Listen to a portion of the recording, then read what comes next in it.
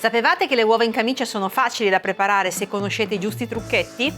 L'uovo in camicia, o uovo poché, ha una consistenza morbida e nasconde al suo interno un tuorlo fondente. Le parole d'ordine per un risultato perfetto sono tempistica e attenzione. Infatti, calcolare i tempi al secondo e maneggiare con estrema cura il vostro uovo vi consentirà di ottenere un risultato perfetto senza alcuna fatica. Tra i 1000 modi di cucinare le uova, quello dell'uovo in camicia o uovo poché è sicuramente il meno semplice ed immediato, ma non temete, ora lo prepariamo insieme. In un piccolo pentolino facciamo bollire dell'acqua e aggiungiamo anche un cucchiaio di aceto di vino bianco.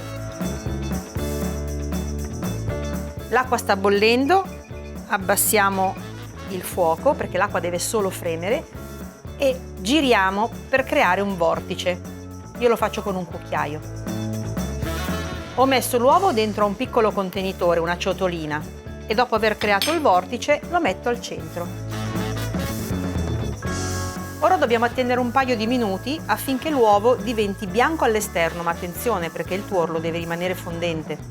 Lasciamolo lì per 2 minuti senza toccarlo. Qui dovete fare molta attenzione perché l'uovo in camicia è molto delicato, mettetelo in una pentola solo quando l'acqua comincerà a fremere, per evitare che le bolle possano rovinarlo. Sono trascorsi 2 minuti e adesso lo prelevo molto delicatamente